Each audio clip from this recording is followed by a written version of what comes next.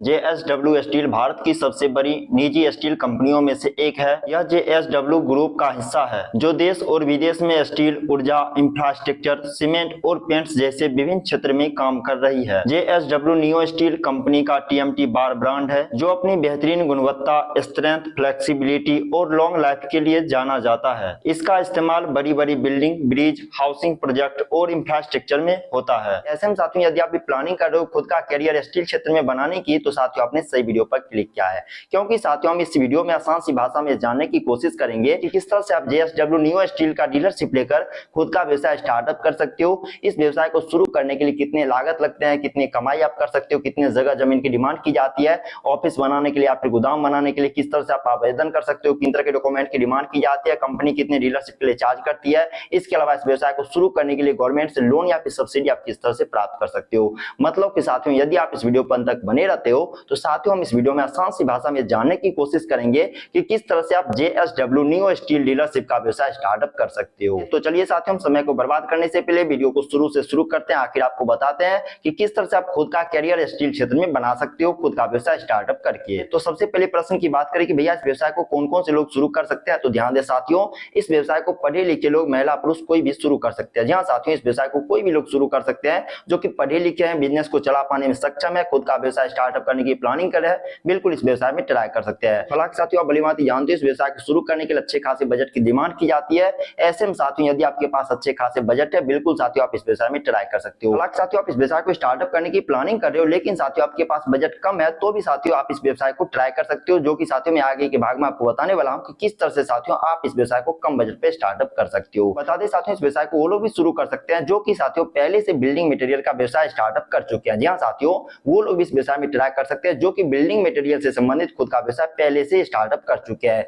जैसे कि साथियों इस व्यवसाय को वो लोग चला सकते हैं जो कि सीमेंट का डीलरशिप लेकर खुद का व्यवसाय स्टार्टअप कर चुके हैं, या फिर किसी अन्य कंपनी का स्टील का डीलरशिप लेकर खुद का व्यवसाय स्टार्टअप कर चुके हैं, तो साथियों वो लोग भी इस व्यवसाय में ट्राई कर सकते हैं। इसके अलावा साथियों इस व्यवसाय को वो लोग भी शुरू कर सकते हैं जो कि खुद का व्यवसाय स्टार्टअप कर चुके हैं पेंट के क्षेत्र में। जी हाँ साथियों, जो कि कलर के क्षेत्र में खुद का व्यवसाय स्टार्टअप कर चुके हैं, वो लोग भी साथियों इस व्यवसाय में ट्राई कर सकते हैं। साथ ही इस व्यवसाय को वो लोग भी शुरू कर सकते हैं जिनके पास खुद की ऑफिस है, जिनके पास खुद की गोदाम है। साथ ही इस व्यवसाय को वो लोग भी शुरू कर सकते हैं जो कि भाड़े पर, रेंट पर, एग्रीमेंट पर ऑफिस या फिर गोदाम ले पाने में सक्षम है, बिल्कुल साथियों वो लोग भी इस व्यवसाय में ट्राई कर सकते हैं। वहीं साथियों इस व्यवसाय को शुरू करने के लिए आपके पास कुछ जरूरी डॉक्यूमेंट भी उपलब्ध होने चाहिए। जैसे कि साथियों इस व्यवसाय को शुरू करने के लिए आपके पास Aadhaar card, PAN card, voter ID आपके पास उपलब्ध होने चाहिए। वहीं साथियों एड्रेस प्रूफ के तौर पर साथियों बिजनेस लोकेशन का लीज एग्रीमेंट या फिर साथियों बिजली बिल आपके पास उपलब्ध होने चाहिए। इसके अलावा साथियों आपके पास जीएसटी रजिस्ट्रेशन उपलब्ध होने चाहिए, फर्म रजिस्ट्रेशन आपके पास उपलब्ध होने चाहिए प्रोप्राइटर या फिर पार्टनरशिप के लिए। इसके अलावा साथियों बैंक स्टेटमेंट आपके पास उपलब्ध होने चाहिए। वहीं साथियों सुरक्षा राशि का पेमेंट प्रूफ आपके पास उपलब्ध होने चाहिए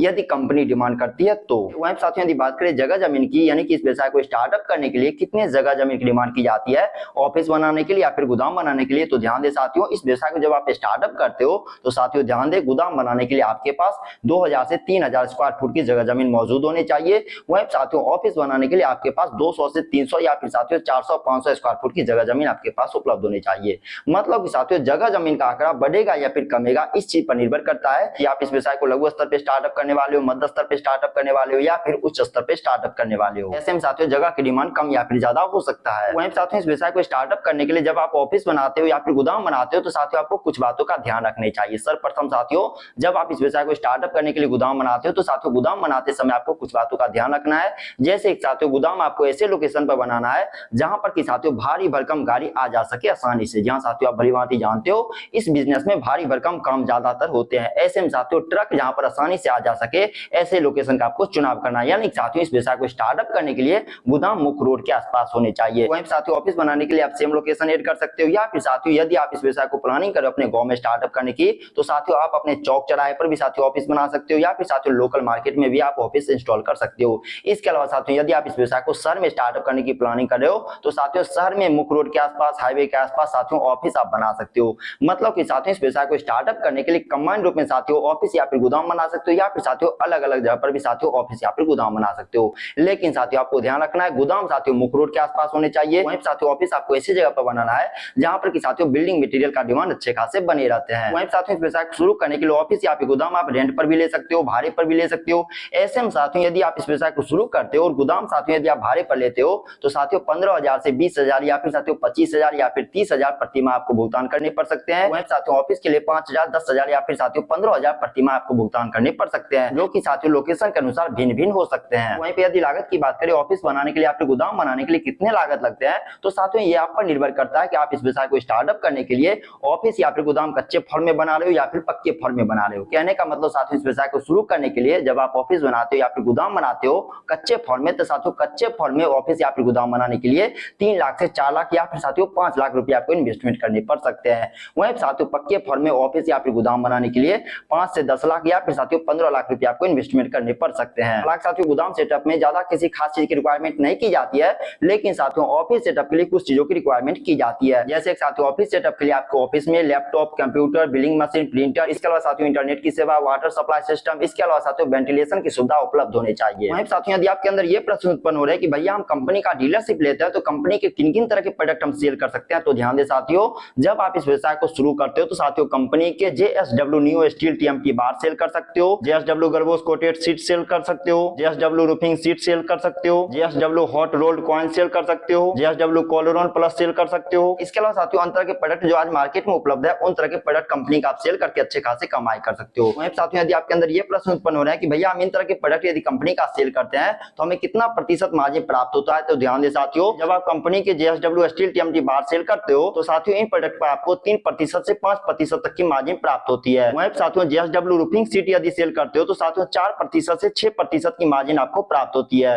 वहीं साथियों गैल्वेनाइज्ड प्रोडक्ट सेल करने पर साथियों 5% से 7% तक की मार्जिन आपको प्राप्त होती है। वहीं साथियों यदि आप इस व्यवसाय को स्टार्टअप करते हो, यदि आपका अच्छा खासा टर्नओवर है तो साथियों कंपनी के अतिरिक्त बोनस का भी आपको फायदा मिलेंगे। इसके अलावा साथियों कंपनी कई प्रकार की स्कीम चलाती है, उससे भी साथियों आपको अच्छे खासे बेनिफिट देखने को मिलेगी। वहीं साथियों कंपनी से डीलरशिप प्राप्त करने के लिए आवेदन की प्रक्रिया साथियों कहीं ना कहीं काफी ज्यादा आसान होती है। सबसे पहले बात करते हैं साथियों ऑनलाइन माध्यम की, तो साथियों ऑनलाइन माध्यम में साथियों आपको ज्यादा भटकने की कोई जरूरत नहीं है। जहां साथियों डिस्प्ले के सामने कंपनी का ऑफिशियल वेबसाइट आपको नजर आ रहा होगा, इन वेबसाइट पर साथियों विजिट करके साथियों डायरेक्ट डीलरशिप के लिए आप आवेदन कर सकते हो। वहीं साथियों ऑफलाइन के लिए आपको क्या करना है साथियों, कंपनी का रीजनल ऑफिस आपको फाइंड करना है। जहां साथियों कंपनी के मुख्य ब्रांच आपको फाइंड करना है, वहां साथियों विजिट करना है, फॉर्म लेना है डीलरशिप के लिए, और कंपनी जिन तरह के डॉक्यूमेंट की डिमांड करते हैं उन तरह के डॉक्यूमेंट साथियों सबमिट करके साथियों डीलरशिप के लिए आप फॉर्म सबमिट कर सकते हो। हालांकि साथियों यूट्यूब पर आपने ऐसे कई प्रकार के वीडियोस देखे होंगे जिसमें ये बताया जाता है यदि कंपनी का डीलरशिप आप लेते हो तो कंपनी इतने चार्ज करते हैं, ये करते हैं, वो करते हैं, तो ध्यान दे साथियों आपको बिल्कुल भी घबराना नहीं है। जहां साथियों कंपनी चार्ज तो करती है लेकिन साथियों सिक्योरिटी मनी के तौर पर, जहां साथियों कंपनी चार्ज करती है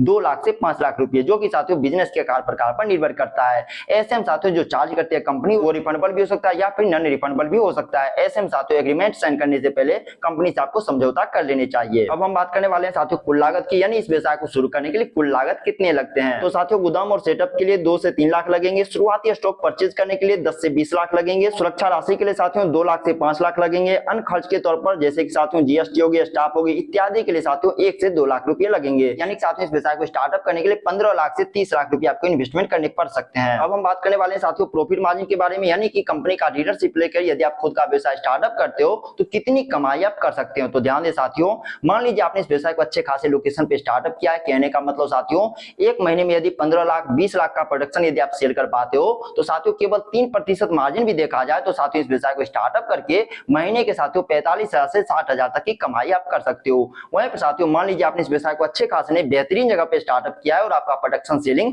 45 लाख 40 लाख 50 लाख 60 लाख तक चला जाता है, तो साथियों इस व्यवसाय को स्टार्टअप करके महीने के साथियों 1,20,000 से 1.5 लाख 2 लाख तक की भी कमाई की जा सकती है। यह साथियों प्रॉफिट मार्जिन कुछ बातों पर निर्भर करता है, जैसे कि साथियों आपने इस व्यवसाय को कहां पे स्टार्टअप किया है, कितना प्रोडक्शन आप सेल कर पा रहे हो, कितना कस्टमर आप कंज्यूम कर पा रहे हो, कहां पर प्रोडक्ट आप सेल कर पा रहे हो, मतलब साथियों इन सभी चीज पर साथियों आपकी प्रॉफिट मार्जिन निर्भर करती है। ऐसे में साथियों यदि आप इस व्यवसाय को अच्छे खासे लोकेशन पे स्टार्टअप करते हो यकीनन साथियों अच्छे खासे तगड़ी कमाई आप कर सकते हो। वहीं साथियों जैसा कि हमने पीछे के भाग में बताया, यदि आपका बजट कम है तो भी साथियों आप इस व्यवसाय को किस तरह से ट्राई कर सकते हो। जहां साथियों इस व्यवसाय को शुरू करने के लिए यदि आपका बजट कम पड़ रहा है तो साथियों गवर्नमेंट से लोन या फिर सब्सिडी प्राप्त करके भी साथियों आप इस व्यवसाय में ट्राई कर सकते हो। जहां साथियों गवर्नमेंट की एक स्कीम है PMEGP स्कीम, जहां साथियों इस स्कीम के अंतर्गत साथियों गवर्नमेंट से लोन और सब्सिडी आप प्राप्त कर सकते हो, जिसमें साथियों 25% से 35% तक की सब्सिडी आपको देखने को मिलती है। इसके अलावा साथियों बैंक से आप स्टैंड अप इंडिया स्कीम से भी साथियों लोन या फिर सब्सिडी प्राप्त करके खुद का व्यवसाय स्टार्टअप कर सकते हो। इसके अलावा साथियों बैंक से आप बिजनेस लोन भी प्राप्त करके खुद का व्यवसाय स्टार्टअप कर सकते हो। या फिर साथियों इस व्यवसाय को स्टार्टअप करने के लिए